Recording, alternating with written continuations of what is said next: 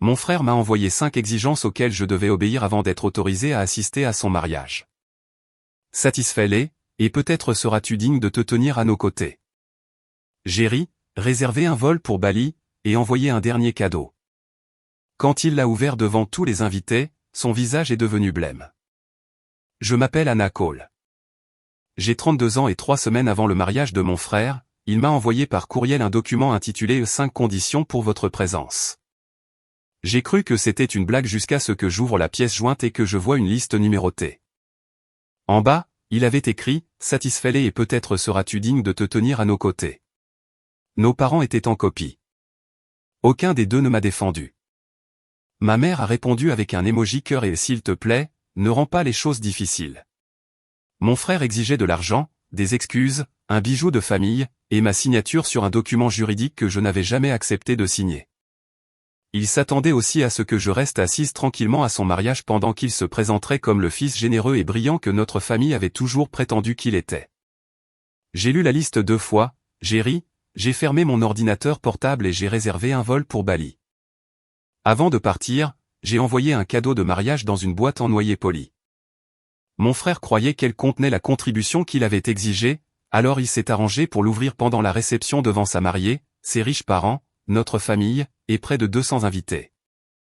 Quand il a soulevé le couvercle et vu la première page, son visage est devenu blême. Puis sa nouvelle femme a pris le document de ses mains tremblantes et a lu la phrase qu'il avait passé 6 mois à essayer de cacher. Avant que je vous dise ce qu'il a dit et ce qui s'est passé après que je sois parti, dites-moi, quelle heure est-il là où vous êtes?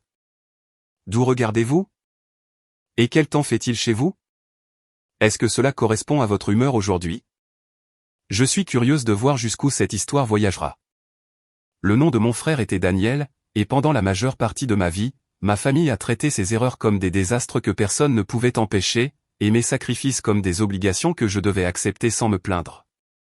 Daniel avait 35 ans, charmant chaque fois qu'il avait besoin de quelque chose, ne s'excusant que lorsque les conséquences approchaient, et toujours entouré de gens expliquant pourquoi son dernier échec n'était pas entièrement de sa faute.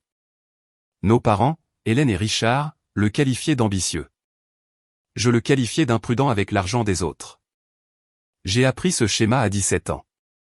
Daniel a pris la camionnette de notre père après avoir bu à une fête de fin d'études, l'a encastrée dans le mur de pierre d'un voisin, l'a abandonné 3 pâtés de maison plus loin, et m'a appelé à 2 heures du matin. Il a pleuré en disant que papa le mettrait dehors, et que la tension artérielle de maman montrait si elle apprenait la vérité. Je l'ai aidé à ramener le camion à la maison et j'ai laissé nos parents croire que je l'avais pris. J'ai perdu mon permis de conduire pendant 6 mois et j'ai travaillé les week-ends pour payer les réparations. Daniel a promis de me rembourser. Il ne l'a jamais fait. Des années plus tard, il a abandonné l'université communautaire et a décidé d'ouvrir un restaurant à Sacramento. Nos parents disaient que refuser de l'aider détruirait sa confiance. J'avais bâti une carrière stable en tant que responsable de la conformité pour une société d'investissement à San Francisco, alors tout le monde a supposé que je pouvais me permettre de le sauver. Je lui ai prêté 84 000 $ dans le cadre d'un accord de remboursement écrit. Il a payé pendant 4 mois, a manqué les 3 paiements suivants, et a finalement ignoré tous les messages concernant la dette. Le restaurant a fermé après 14 mois. Daniel a blâmé le propriétaire, le chef, les coûts d'approvisionnement, les critiques en ligne, et le bureau des permis. Il n'a jamais blâmé la voiture de luxe louée par l'entreprise ou les soirées privées qu'il organisait sans faire payer ses amis. Nos parents m'ont exhorté à annuler la dette parce qu'il repartait à zéro. J'ai refusé, mais je n'ai pas intenté de procès. C'était mon compromis pour préserver la paix familiale. Bien que la paix ait toujours signifié que Daniel restait à l'aise pendant que j'avalais les dégâts. Sa fiancée Sophie Langford est entrée dans la famille 2 ans plus tard. Sophie était raffinée, intelligente, et venait d'une famille qui possédait une chaîne prospère d'entreprises de construction commerciale à travers la Californie. Elle travaillait dans la stratégie de marque et semblait sincèrement gentille. Mais Daniel contrôlait soigneusement ce qu'elle savait de ses finances. Selon lui, le restaurant en faillite n'avait été qu'un revers mineur. Nos parents étaient riches et j'avais volontairement financé ces projets parce que nous étions partenaires en affaires. Rien de tout cela n'était vrai. Quand Daniel et Sophie ont annoncé leur fiançailles, le mariage est passé d'une petite cérémonie dans un vignoble à un week-end de luxe dans la Napa Valley. Il y avait des invitations personnalisées, des fleurs importées, un quatuor à cordes, un transport privé, et une réception dans un domaine restauré. Chaque fois que notre mère décrivait les arrangements, elle parlait comme si Daniel les avait personnellement financés. Je savais que les parents de Sophie payaient la majeure partie du mariage, mais Daniel affirmait à plusieurs reprises qu'il couvrait sa part. 2 mois avant la cérémonie, il m'a nonchalamment demandé 20 000 $. J'ai refusé. Il a souri et a dit qu'il comprenait. 3 semaines plus tard, le courriel est arrivé. La première condition exigeait que je vire 30 000 $ sur un compte de mariage dans les 72 heures à titre de juste contribution familiale. La deuxième exigeait que je signe une décharge annulant de manière permanente le prêt de 84 000 $ pour le restaurant. La troisième m'ordonnait de donner le bracelet en saphir de notre grand-mère décédée à Sophie lors du dîner de répétition, car Daniel l'avait déjà promis comme un bijou de famille de mariage. Le bracelet m'avait été spécifiquement légué. La quatrième condition stipulait que je devais porter une robe taupe choisie par la styliste du mariage, assister sans invité, remettre mon téléphone pendant la cérémonie. Et m'asseoir près de l'entrée de service parce que Daniel craignait que je ne crée des conversations inconfortables avec la famille de Sophie. La cinquième exigeait que je lise des excuses préparées, admettant que ma jalousie avait nui à la confiance de Daniel, déclarant la dette du restaurant comme un malentendu et le louant pour être devenu l'homme que notre famille avait toujours cru qu'il pourrait être. Sous la liste, Daniel a écrit « Il n'y aura aucune négociation. C'est le week-end le plus important de ma vie, et je ne laisserai pas ton amertume le contaminer. » Papa a répondu 11 minutes plus tard. « Ton frère mérite un week-end sans conflit. » Maman a ajouté « Fais ces 5 choses et nous pourrons enfin avancer en tant que famille. » J'ai fixé les messages jusqu'à ce que mes mains cessent de trembler. Puis j'ai ouvert la décharge jointe. Elle faisait plus qu'effacer la dette de Daniel. Enfouie à la page 4 se trouvait une clause stipulant que je reconnaissais et approuvais tous les engagements financiers antérieurs pris au nom du projet de mariage de la famille Cole. Le langage était délibérément large. Daniel ne me demandait pas simplement de pardonner le passé. Il essayait de me rendre légalement responsable de quelque chose que je n'avais pas encore découvert. J'ai tout transféré à ma meilleure amie Mia Torres avec une seule phrase. « Dis-moi que je n'imagine pas à quel point cela semble mal. » Elle a appelé immédiatement. Mia me connaissait depuis l'université et n'a jamais confondu le silence avec la gentillesse. Quand elle a atteint la clause sur les engagements financiers antérieurs, son ton a changé. Elle travaillait dans la comptabilité d'entreprise et comprenait à quel point un langage vague à l'intérieur d'une décharge légale pouvait être dangereux. Elle m'a dit de ne pas signer, de ne pas répondre, et de ne pas avertir Daniel que j'étais méfiante. Puis elle m'a demandé si j'avais vérifié mon rapport de crédit récemment. Je ne l'avais pas fait. Je me suis connecté aux 3 agences de crédit pendant qu'elle restait au téléphone. Mon hypothèque et mes cartes de crédit semblaient normales. Puis j'ai remarqué une demande de renseignements commerciaux d'un prêteur que je n'avais jamais contacté. Elle avait été faite 6 mois plus tôt sous une société à responsabilité limitée appelée Cedar & Stone Events. J'ai cherché dans le registre des entreprises de Californie. Daniel était répertorié comme membre gérant. Mon nom n'apparaissait pas publiquement, mais l'adresse liée à la demande était mon ancien appartement, un endroit que Daniel avait visité de nombreuses fois. Mia m'a dit d'appeler un avocat. J'ai contacté Priya Shah, l'avocate qui avait préparé l'accord de prêt pour le restaurant. Priya m'a demandé de lui envoyer tous les documents et d'éviter de parler à ma famille. Avec mon autorisation, elle a contacté le service de lutte contre la fraude du prêteur. Ils ont confirmé qu'une ligne de crédit commercial avait été émise avec moi comme garante personnelle. La limite initiale était de 100 000 $. Elle avait ensuite été augmentée à 117 600 $. Presque tout avait disparu. Priya a organisé une réunion vidéo d'urgence. La demande semblait contenir une copie numérisée de ma signature, des documents fiscaux que j'avais autrefois donnés à Daniel pour le prêt du restaurant, et une déclaration affirmant que je possédais 30% de Cedar & Stone Events. Je n'avais jamais entendu parler de l'entreprise jusqu'à ce jour. L'historique des transactions montrait des paiements au domaine de Napa, à un designer floral, à une compagnie de transport, à une bijouterie, et à l'agence qui a construit le mariage de Daniel et Sophie. Il y avait aussi des paiements sur la carte de crédit personnelle de Daniel et pour la location de sa Porsche. La décharge qu'il exigeait aurait pu lui permettre de soutenir que j'avais approuvé ses dépenses. Ma signature n'effacerait pas la fraude, mais elle pourrait compliquer l'enquête et lui faire gagner du temps. Soudain, les 5 conditions prenaient tout leur sens. Les 30 000 $ couvriraient le compte de mariage à découvert. L'annulation de l'ancienne dette éliminerait ma plus forte créance contre lui. Le bracelet soutenait l'image de famille riche qu'il avait vendue à Sophie. La place humiliante et l'apparence contrôlée me garderaient visible mais silencieuse. Les excuses créeraient des témoins qui m'entendraient qualifier notre conflit financier de malentendu. Daniel avait conçu un week-end au cours duquel je l'aiderais à valider ses mensonges. Pendant que Priya parlait, un autre message est apparu. Je sais que tu as ouvert le courriel. Maman est déjà stressée, alors ne la punis pas avec un de tes silences dramatiques. Signe tout ce soir et vire l'argent demain. Si tu refuses, je m'assurerai que tout le monde sache que tu as essayé de saboter mon mariage parce que personne ne t'a jamais choisi. Cette phrase aurait dû me blesser. Au lieu de cela, elle a tout clarifié. Daniel dépendait de la honte. Il savait que je détestais les conflits publics et que nos parents pouvaient me contrôler en qualifiant mes limites d'égoïste. Il s'attendait à ce que je proteste en privé et que je finisse par céder. J'ai pris une capture d'écran et l'ai envoyée à Priya.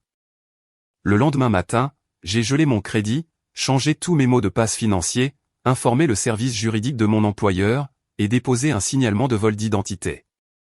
Priya a aidé à préparer une contestation pour le prêteur et un rapport de police pour suspicion de faux en écriture. Daniel s'attendait à une dispute émotionnelle. J'étais en train de rassembler des preuves. Maman a appelé 6 fois. Ses messages sont passés de la douceur à la colère. D'abord, elle a affirmé que les conditions de Daniel étaient nécessaires parce que j'avais été froide envers lui. Ensuite, elle a dit que les familles ne devraient pas tenir les comptes financiers. Plus tard, elle m'a averti que mon absence humilierait nos parents devant les Langford. Son dernier message vocal demandait comment elle avait élevé une fille capable de détruire le bonheur de son frère. J'ai failli la rappeler. Mon vieil instinct était d'expliquer, de la calmer, et d'accepter assez de blâme pour restaurer la paix. Au lieu de cela, j'ai réécouté le message de Daniel. Nos parents avaient affûté cette arme chaque fois qu'ils m'avaient demandé de sacrifier quelque chose pour qu'ils n'aient pas à faire face aux conséquences. Ce soir-là, Mia est venue avec de la nourriture et m'a trouvé assise à côté d'une valise ouverte. Des années plus tôt, j'avais prévu un voyage à Bali après une promotion, mais le restaurant de Daniel avait manqué la paix. J'avais utilisé mes économies de vacances pour couvrir les derniers chèques de ses employés et je m'étais dit que je voyagerais plus tard. Je ne l'ai jamais fait. Mia a regardé la valise. Tu y vas vraiment? J'ai ouvert mon ordinateur portable, sélectionné un vol partant 2 jours avant le dîner de répétition et cliqué sur acheter. Oui, ai-je dit, mais d'abord je vais lui envoyer exactement ce qu'il a demandé. Je ne voulais pas dire que j'enverrais l'argent, annulerais le prêt, ou céderais le bracelet.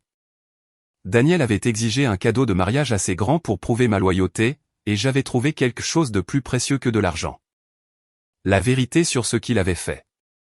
Priya m'a averti de ne pas transformer une affaire de fraude active en un coup de vengeance publique imprudent. J'ai accepté. Je ne contacterai pas la presse, ne publierai pas d'accusations, ni ne distribuerai de dossiers privés.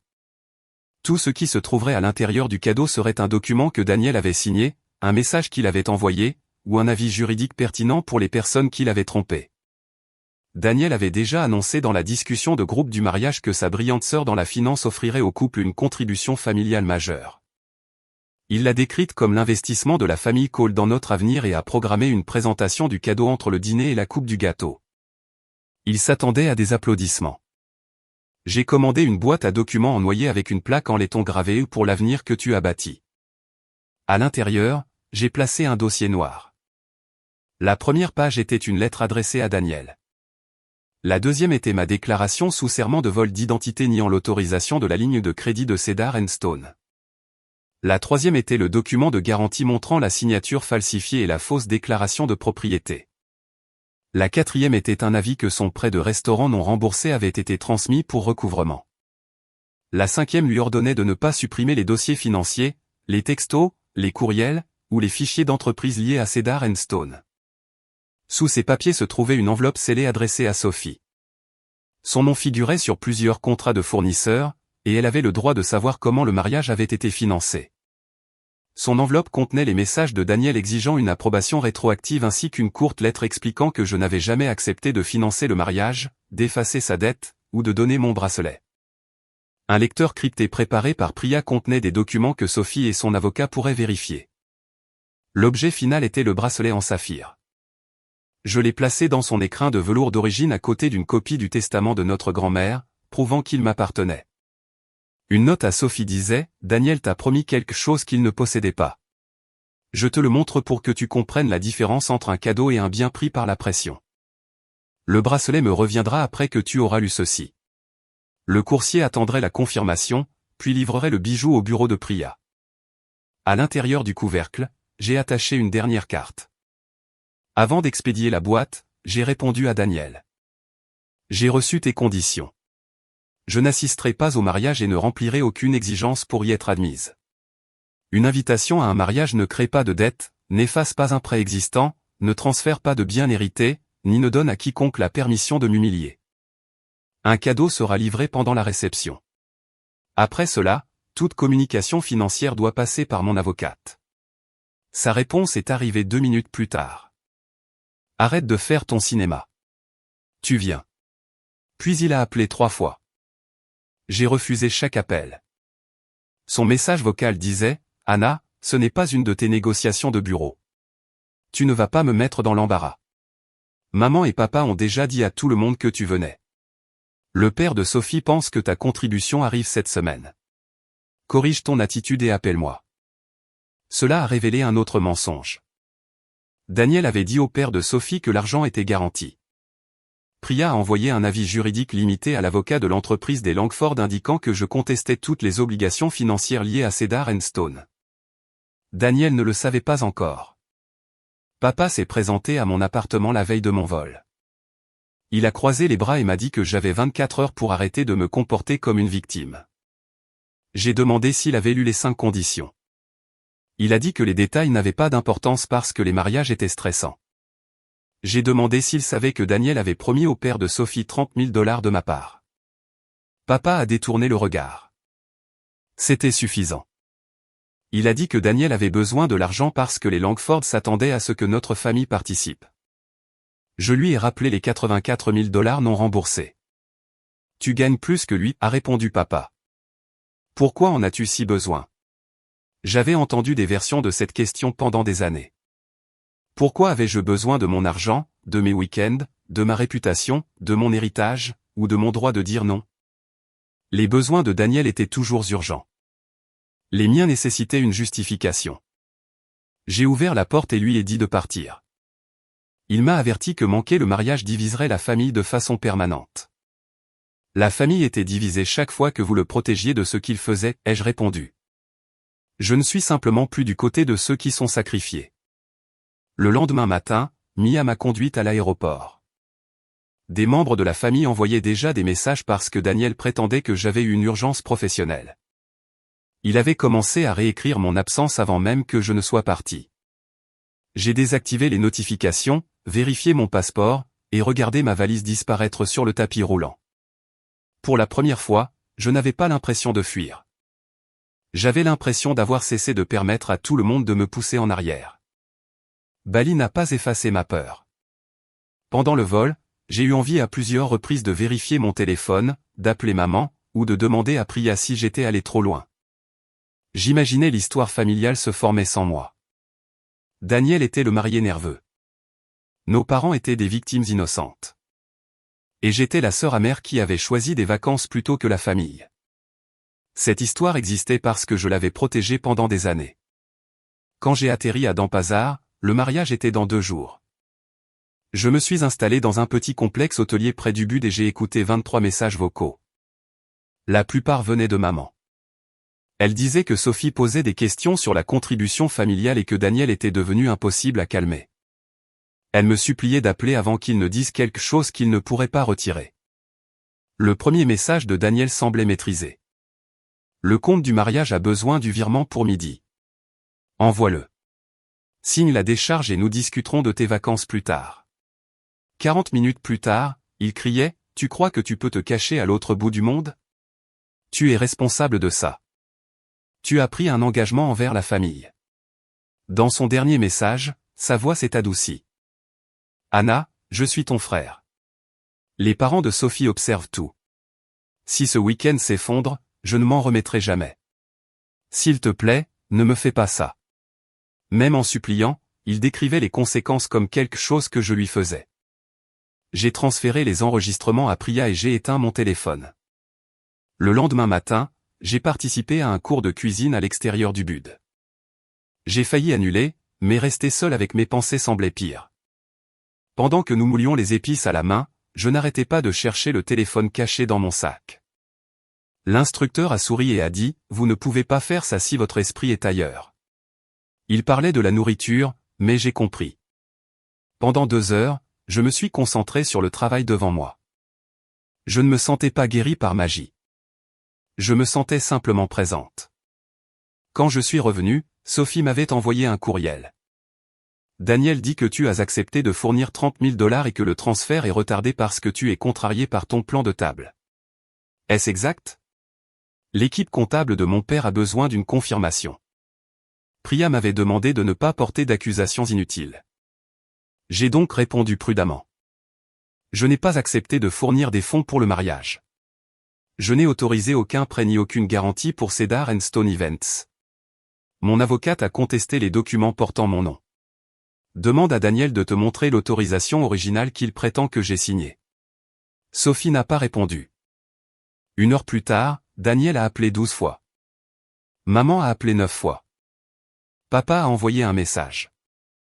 Quoi que tu aies dit à Sophie, annule-le maintenant. Ce soir-là, Mia m'a contacté. Plusieurs cousins avaient transféré des captures d'écran de la discussion de groupe du mariage. Daniel avait changé le programme, mais avait gardé la présentation publique du cadeau. Il prévoyait de clarifier la confusion sur mon absence et avait dit aux invités que je voyageais pour un travail confidentiel. Mia m'a demandé si je voulais arrêter le coursier. J'aurais pu annuler la livraison. L'enquête se poursuivrait en privé et Sophie recevrait des informations par l'intermédiaire d'avocats. J'aurais pu éviter de devenir la méchante dans tous les récits familiaux. Puis Mia a lu un autre message de Daniel. Anna comprend que la loyauté familiale passe avant les sentiments personnels. Demain, tout le monde verra à quel point elle nous soutient. Il utilisait à nouveau mon silence comme un consentement. Ne l'annule pas, ai-je dit. Le matin du mariage, maman a envoyé un message disant que Daniel avait annoncé que j'offrais au couple assez d'argent pour un acompte sur une nouvelle maison. Sophie m'a recontacté. Il m'a montré un formulaire de garantie avec ta signature. Il dit que ton avocate crée la confusion parce que tu regrettes le montant. Est-ce que cette signature est la tienne? Priya a approuvé une réponse directe. Non, je ne l'ai pas signée.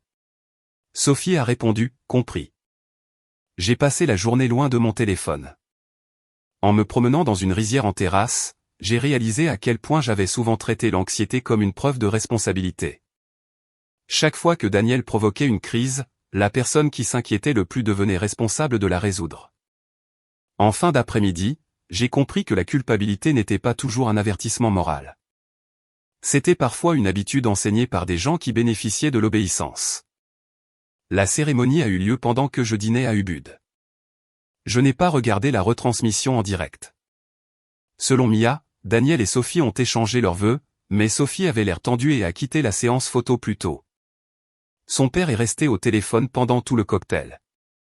Le service de lutte contre la fraude du prêteur avait contacté son avocat ce matin-là. Daniel croyait toujours que mon cadeau le sauverait. À 20h14, heure de Californie, la boîte en noyer est entrée dans la salle de réception. La confirmation numérique du coursier est allée à Priya. Daniel avait placé un microphone à côté de la table des cadeaux.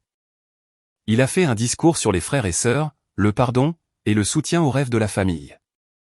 Il a dit aux invités que bien que je ne puisse pas être présente, ma surprise prouvait que j'étais enfin prête à aller de l'avant. Puis il a invité Sophie et ses parents à se tenir à ses côtés. Je dormais quand c'est arrivé. Plus tard, j'ai appris les détails par des témoins, un enregistrement partiel, et les messages vocaux de Daniel. Il a soulevé le couvercle, a vu la gravure, et a souri. La salle a applaudi. Il a ouvert le dossier noir en s'attendant à un chèque. La première page commençait ainsi, « Daniel, tu m'as donné 5 conditions pour assister à ton mariage. Voici la seule condition sous laquelle je resterai dans ta vie. Tu n'utiliseras plus jamais mon nom, mon argent, ma signature, mes biens, ou mon silence. » En dessous se trouvait la déclaration sous serment de vol d'identité. Le sourire de Daniel a disparu. Il a essayé de fermer le dossier, mais Sophie a vu Cedar & Stone Events imprimé sur la page suivante. Elle l'a attrapé. Daniel l'a retiré. Le père de Sophie a demandé ce qu'il tenait. Daniel a ri nerveusement et a parlé d'un différend familial privé. Puis l'enveloppe scellée de Sophie a glissé sur la table. Elle l'a ramassée avant qu'il ne puisse l'arrêter. Au moment où elle a fini de lire le premier document, le visage de Daniel était devenu blême. Sophie n'a pas crié. Cela a rendu la salle encore plus silencieuse. Elle se tenait à côté de la table des cadeaux, lisant la garantie falsifiée pendant que Daniel murmurait que les documents étaient sortis de leur contexte. Son père a posé une question. Anna a-t-elle signé ça? Daniel a prétendu que j'avais tout approuvé verbalement et que j'utilisais maintenant un détail technique pour le punir. Sophie a montré mon démenti écrit et a demandé pourquoi il avait exigé une approbation rétroactive quelques jours plus tôt. Daniel a dit que j'étais instable avec l'argent. Cette explication a échoué parce qu'il avait passé des mois à me présenter comme une professionnelle de la finance respectée dont le soutien prouvait sa crédibilité. Le père de Sophie a appelé l'avocat qui avait déjà contacté son entreprise. Daniel a essayé de prendre le téléphone de Sophie. Elle s'est écartée et lui a dit de ne pas la toucher. Notre mère s'est approchée de la table et a dit que les frères et sœurs signaient souvent des choses les uns pour les autres. Elle m'a accusé d'être vindicative parce que je n'aimais pas perdre le contrôle. Puis Sophie a lu le message de Daniel à voix haute. Celui m'ordonnant de signer la décharge et de transférer 30 000 $ avant le mariage. Daniel a insisté sur le fait que le message avait été modifié. Le père de Sophie lui a dit de déverrouiller son téléphone et de montrer la conversation originale. Il a refusé. Ce refus a détruit ce qui restait de son histoire. La réception ne s'est pas effondrée en une seule explosion. Elle s'est délitée à travers une série de vérités que Daniel ne pouvait plus contrôler. Sophie a quitté la salle de bal avec sa mère et ses demoiselles d'honneur. Son père a rencontré en privé son avocat. Les discours ont été annulés. L'orchestre a arrêté après un set. Le gâteau est resté intact. Daniel se déplaçait entre les tables en affirmant que j'avais fabriqué les documents parce que je voulais la propriété de son entreprise. Malheureusement, le registre des entreprises montrait que je n'avais jamais été propriétaire. Les dossiers du prêteur montraient qu'il avait utilisé des documents provenant de l'ancien prêt du restaurant. Chaque mensonge créait une autre question. Papa a appelé à plusieurs reprises. Quand je me suis réveillé à Bali, j'avais 41 appels manqués. Son premier message vocal m'ordonnait de dire à Sophie que la boîte était une farce cruelle. Son deuxième m'accusait de détruire la réputation de la famille. Plus tard, sa colère est devenue de la peur. La banque l'avait contacté aussi. Daniel avait listé nos parents comme investisseurs secondaires et prétendait qu'ils avaient engagé une partie de la valeur nette de leur maison comme garantie de secours. Papa se souvenait d'avoir signé un papier préliminaire parce que Daniel avait dit que c'était nécessaire pour réserver le lieu. Daniel avait ajouté des pages supplémentaires par la suite. J'ai envoyé un message. À la réception, Sophie est finalement revenue sans son alliance.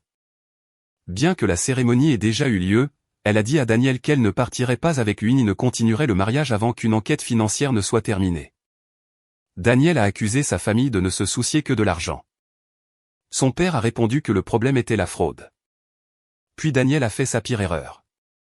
Il a dit que la famille de Sophie pouvait facilement couvrir la dette et qu'il avait toujours supposé que son père interviendrait une fois qu'il serait officiellement une famille. Plusieurs invités l'ont entendu. Sophie a demandé si c'était son plan depuis le début. C'est ce que les familles font les unes pour les autres, a répondu Daniel. C'était la même phrase que nos parents m'avaient utilisée pendant des années. Prononcée devant des gens qu'ils ne pouvaient pas contrôler, elle sonnait exactement aussi égoïste qu'elle l'était. Sophie est partie avec ses parents avant minuit. Daniel est resté avec nos parents et un cercle de plus en plus restreint de membres de la famille. Le coordinateur du mariage leur a finalement demandé de partir après qu'ils se soient disputés avec le personnel et ait exigé l'accès aux cadeaux non ouverts. Il a aussi cherché le bracelet en saphir, mais le coursier l'avait déjà livré au bureau de Priya. Au moment où je suis revenu de Bali 12 jours plus tard, les conséquences s'étaient étendues bien au-delà de la réception. Sophie a demandé l'annulation du mariage pour fraude et fausses déclarations. L'entreprise de son père a licencié Daniel du poste de développement commercial qu'il avait obtenu grâce aux fiançailles. Un audit interne a révélé qu'il avait exagéré des contrats, déformé des actifs, et tentait d'utiliser un futur investissement familial comme garantie. Le prêteur a gelé le compte de Cedar & Stone, m'a retiré en tant que garante, et a transmis la suspicion de faux en écriture aux enquêteurs.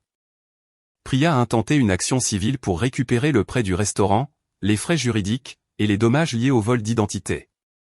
Daniel a tenté de transférer la location de sa Porsche et plusieurs actifs commerciaux à un ami, mais les transactions ont été facilement retracées. Nos parents ont d'abord envisagé d'hypothéquer leur maison pour le sauver. Puis leur avocat a découvert un courriel que Daniel avait envoyé au prêteur. Mes parents signent tout ce que je mets devant eux. Cette phrase leur a finalement fait comprendre que son sentiment de droit ne se limitait pas à moi. Daniel ne voyait pas la famille comme des personnes. Il nous voyait comme des ressources. Son premier message direct après le mariage disait « Tu as planifié ça parce que tu voulais que Sophie me quitte. J'espère que Bali valait la peine de détruire ton unique frère. Je l'ai transféré à Priya. » Son message suivant m'avertissait que je regretterais de l'avoir humilié. Cela a également été ajouté au dossier juridique. 4 jours plus tard, son ton a changé. Il a offert de me pardonner si je retirais la plainte pour fraude, annulais le recouvrement de la dette du restaurant, et disait à Sophie que j'avais approuvé verbalement la garantie. Il n'a offert aucune excuse et aucun remboursement. Une semaine plus tard, il a envoyé un message vocal en pleurant. Il a dit qu'il pourrait perdre son appartement, sa carrière, et son mariage. Il a demandé comment je pouvais vivre avec moi-même. J'ai écouté une fois parce que j'avais besoin d'entendre la preuve finale qu'il croyait toujours que les conséquences appartenaient à la personne qui l'avait dénoncé. Puis je l'ai bloqué. Le processus juridique a duré près d'1 an. Daniel a finalement accepté un accord de plaidoyer impliquant le faux en écriture, l'utilisation frauduleuse d'informations d'identification, et de fausses déclarations sur une demande de prêt. Il a évité la prison parce qu'il n'avait pas de condamnations antérieures et a accepté la restitution. Mais la peine était sérieuse. Il a reçu une mise à l'épreuve avec sursis, des travaux d'intérêt général, des conseils en éthique financière, et des restrictions l'empêchant de gérer certains fonds d'entreprise ou de clients. Son appartement a été vendu. La Porsche a disparu.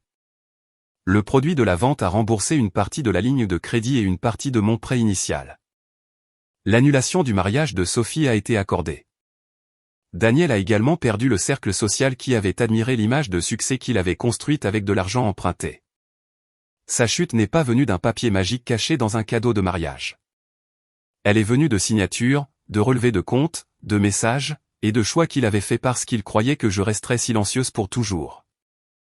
Je suis restée à Bali pour toute la durée du voyage. Je ne suis pas rentrée plus tôt pour gérer la crise, réconforter mes parents, ou expliquer Daniel à Sophie. Au début, ne rien faire semblait cruel parce que j'avais passé des années à servir de contact d'urgence pour la famille. Mais je ne faisais pas rien. J'avais signalé une fraude, protégé mes finances, préservé des preuves, et confié l'affaire à des professionnels. J'ai simplement refusé de sauver la personne qui l'avait créée. Vers la fin du voyage, j'ai visité un temple tranquille avec un guide qui décrivait les offrandes comme des expressions de gratitude, pas des paiements exigés en échange d'amour. J'ai pensé à chaque sacrifice que ma famille avait appelé un cadeau. Un vrai cadeau est librement choisi. Il ne vient pas par la culpabilité, les menaces, les signatures falsifiées, ou les conditions d'appartenance. Daniel avait passé des années à renommer la coercition en loyauté. J'avais accepté cette définition parce que la contester semblait plus difficile que de perdre de l'argent. Le mariage m'a appris que l'appartenance achetée par l'effacement de soi n'est pas de l'appartenance.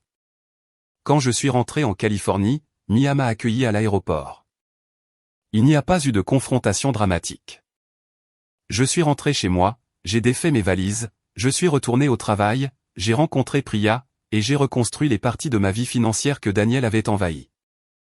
Le bracelet en saphir est resté dans un coffre-fort pendant plusieurs mois. Finalement, je l'ai porté pour un dîner le jour de ce qui aurait été le 95e anniversaire de notre grand-mère. Pour la première fois, il ressemblait à un héritage au lieu d'un autre objet que je devais défendre. Sophie m'a contacté après l'annulation. Elle s'est excusée d'avoir cru à la description que Daniel faisait de moi et m'a remercié d'avoir révélé la vérité avant qu'elle ne combine davantage de ses finances avec les siennes. Je lui ai dit qu'elle ne me devait pas d'excuses. Daniel avait créé des histoires différentes pour des personnes différentes, chacune conçue pour que le questionner semble déloyal. Nous ne sommes pas devenus proches, mais nous nous sommes quittés avec respect. Ma relation avec nos parents était plus compliquée. Maman m'a d'abord demandé de retirer le procès parce que Daniel avait déjà assez perdu. J'ai répondu que perdre des avantages obtenus par la fraude n'était pas une punition injuste. Papa s'est excusé de m'avoir confronté dans mon appartement, mais ses excuses incluaient des explications sur le stress et la protection de la famille. Je lui ai dit que je n'accepterais pas des excuses qui excusaient le même comportement qu'elle prétendait regretter. Nous avons cessé de nous parler pendant près de 4 mois. Pendant ce temps, nos parents ont suivi une thérapie. Quand nous nous sommes finalement rencontrés, papa ne m'a pas demandé de pardonner à Daniel. Maman n'a pas dit que les liens du sang étaient plus forts que l'argent. Ils ont admis qu'ils m'avaient formé à gérer Daniel et avaient formé Daniel à s'attendre à être géré. Ils ont aussi admis que me qualifier de forte avait souvent été un moyen pratique d'exiger plus de moi. Je n'ai pas restauré l'ancienne relation. J'ai établi des règles. Ils ne pouvaient pas discuter des problèmes financiers de Daniel, transmettre ses messages, me faire pression pour réduire la restitution, ou se présenter chez moi sans permission. S'ils violaient ces limites, je mettrais fin à la conversation. Maman a pleuré, mais je n'ai pas changé les règles pour arrêter ses larmes. Avec le temps, elle a appris que les limites n'étaient pas des punitions. C'étaient les conditions requises pour une relation qui ne me consumait plus. J'ai récupéré la majeure partie du prêt initial de 84 000 $ grâce à la vente de l'appartement, à un plan de remboursement, et à la liquidation des actifs restants de Daniel. Les frais juridiques en ont consommé une partie, mais l'argent importait moins que la reconnaissance formelle que la dette avait toujours été réelle. Pendant des années, ma famille a traité les accords écrits comme des obstacles temporaires qui devraient disparaître chaque fois que Daniel devenait mal à l'aise. Le jugement a mis fin à cette fiction. Daniel a plus tard envoyé des excuses par l'intermédiaire de son avocat. Il a dit qu'il regrettait que la situation ait dégénéré et espérait que nous pourrions dépasser les erreurs mutuelles. Je n'ai pas répondu. Des excuses sans responsabilité ne sont qu'une autre demande d'accès.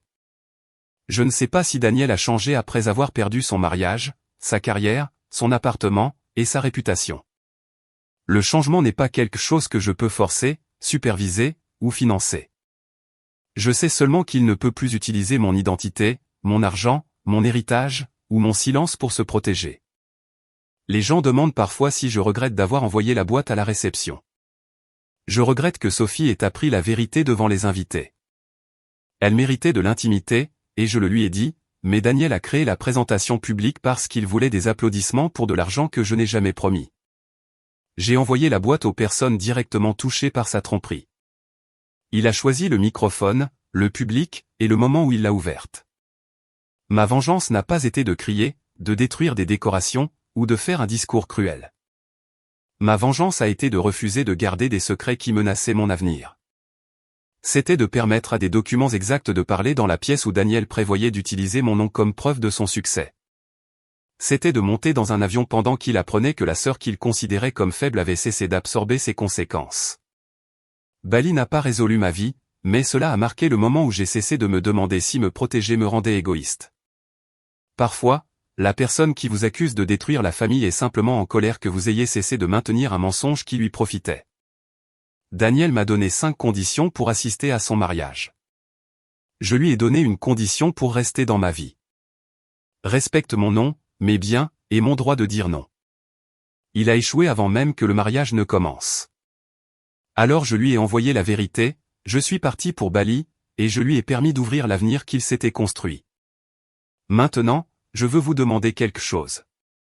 Si votre propre famille exigeait de l'argent, le silence, et l'humiliation comme prix de l'appartenance, combien de conditions rempliriez-vous avant de partir? Assisteriez-vous au mariage, affronteriez-vous Daniel en privé, ou enverriez-vous le même cadeau que moi? Partagez votre réponse honnête car quelqu'un qui la lit pourrait avoir besoin de la permission de comprendre que dire non n'est pas une trahison et que se protéger n'est pas une vengeance. Parfois, c'est simplement le premier acte de liberté. Cette histoire est entièrement fictive et destinée uniquement à des fins de divertissement et d'éducation.